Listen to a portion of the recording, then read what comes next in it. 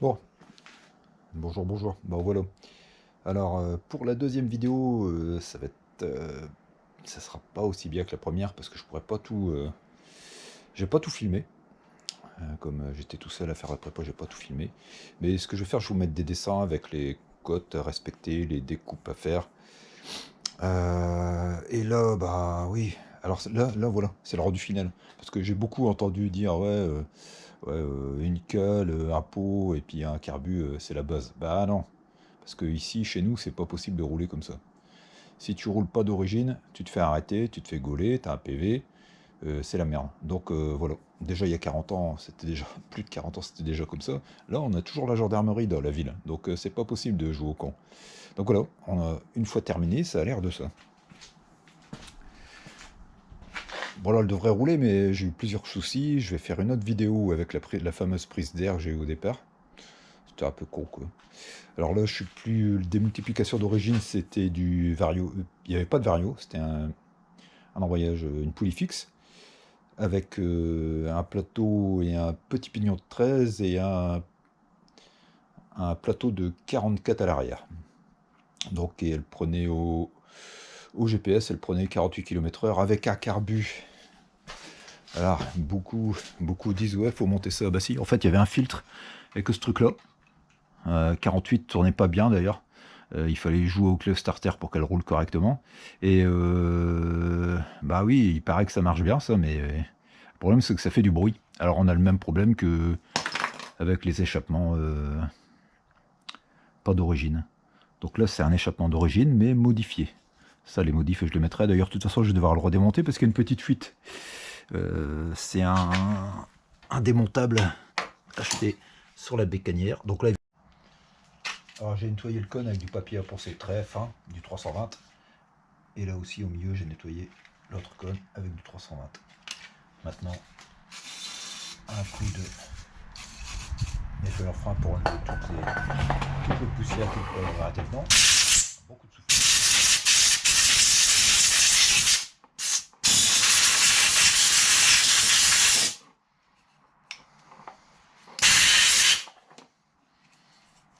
Voilà.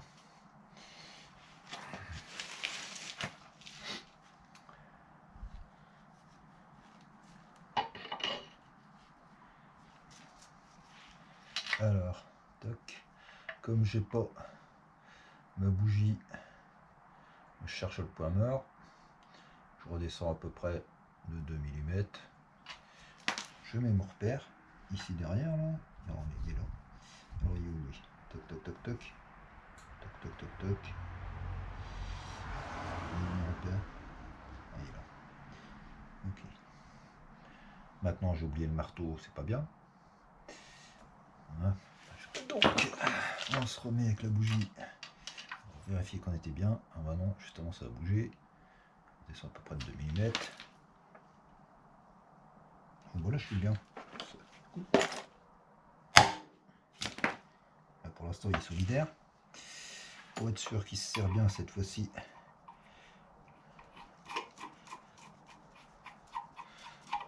Je vais tricher un peu.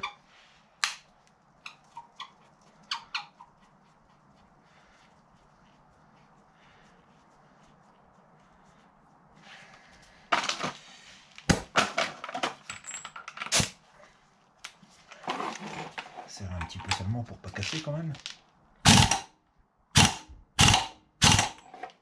Voilà. Ça bouge pas. Est-ce qu'on est toujours bon? Ça c'est autre chose.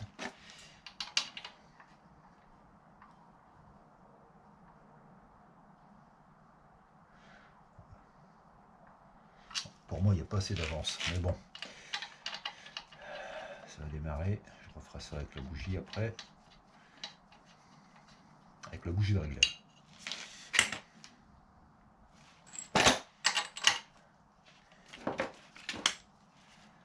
Hop.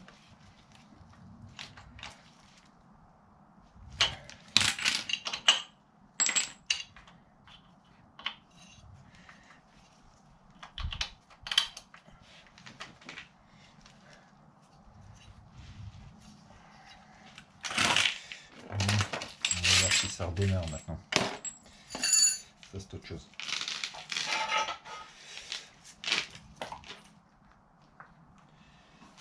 regarde.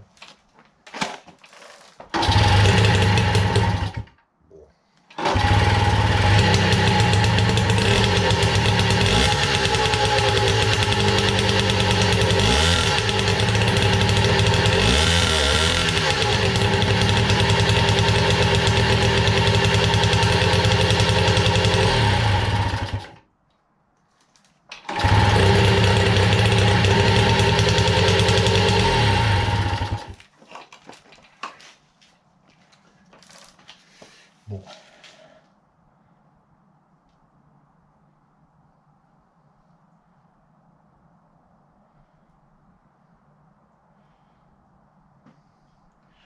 Pour moi, il y a toujours un problème de carbu.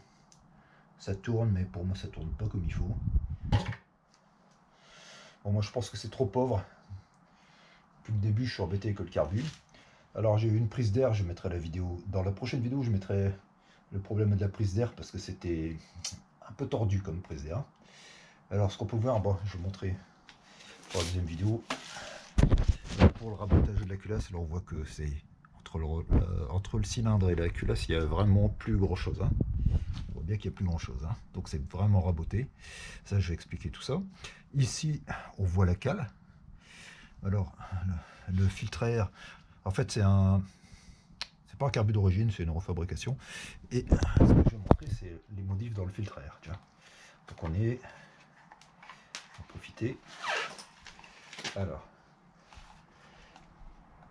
voilà. Alors, le filtre à air, je ne sais pas si je l'ai encore d'origine, mais en fait, ici, le trou il est agrandi. Ici aussi, au maximum. Ici, les trous sont agrandis au maximum. Le passage d'air est au maximum partout. Comme ça, on a le maximum de passage d'air. J'aurais voulu avoir un carbu d'origine. Bah, j'en ai un, mais le souci, c'est que le carbu d'origine, j'ai plus la vis qui vient maintenir le boisseau pour faire le ralenti. Je préfère le carbu d'origine. C'est un 13, là, c'est un 12. Les perfs, elles ne vont pas changer de beaucoup. Hein. Alors, je ne sais pas d'où il vient. Ok, donc ça, je vais le remettre, du coup. Qu'est-ce qu'on peut voir comme autre modif dessus? Le pot, bah, de toute façon, je montrerai les modifs et je vais le redémonter. J'avais fait une vidéo, mais apparemment, je l'ai perdu. Alors,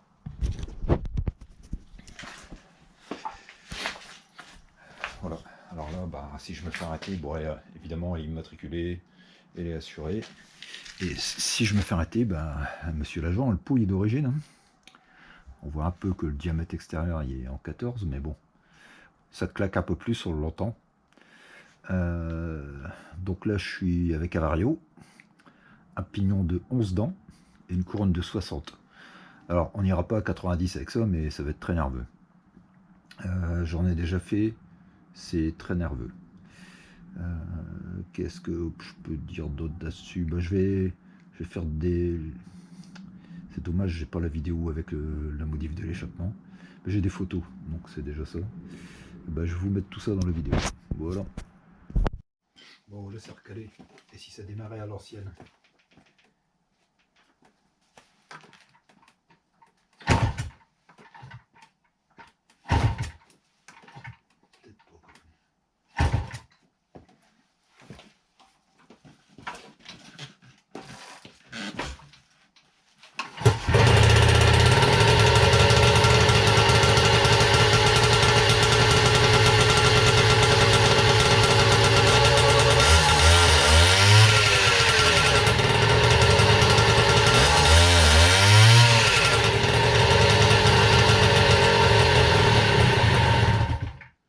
Ouvrir l'essence, ça va mieux.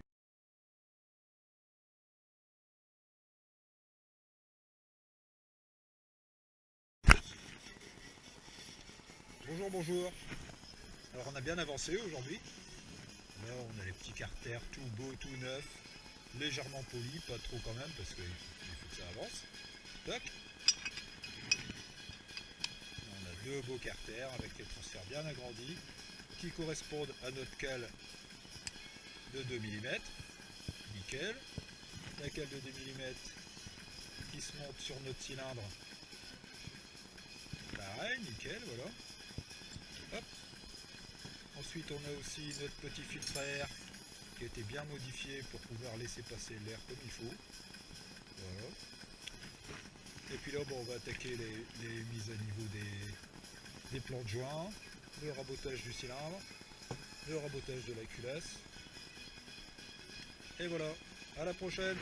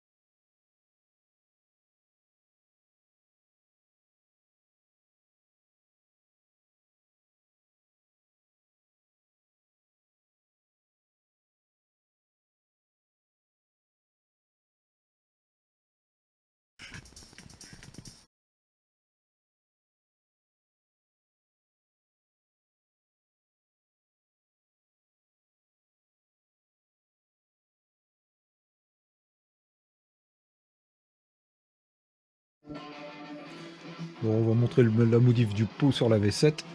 La V10, pardon. La V10, parce que je pensais à la V7. Bon, normalement, il faudrait couper ici. Enfin, couper. Dessouder. Couper à fleur pour avoir utilisé cette partie-là comme pot de détente. Mais là, bon, je n'ai pas eu trop le temps, donc je ne l'ai pas fait. Sinon, ici au bout, bah oui, j'ai changé le tube de sortie. Là, on est en diamètre 14 intérieur. Avec tous des petits perçages, ça casse un peu le bruit. Et puis à l'intérieur, on est stock, tout stock. Donc il n'y a plus le tuyau qui va dans le fond. Donc en fait, on supprime une partie de détente. Mais là, le gros tube, l'idéal, ça serait, comme j'ai dit, de le couper de l'autre côté. Et dans les anciens modèles que j'avais fait, il y avait 2 chicanes rondes avec 6 ou 8 trous, je sais plus. Et c'était simple pour percer les trous au diamètre au-dessus, du 8 ou du 10, je sais plus. Sur la première, sur la deuxième. Mais ici, là, ça servait de détente, en fait, dans les premières 51. Voilà.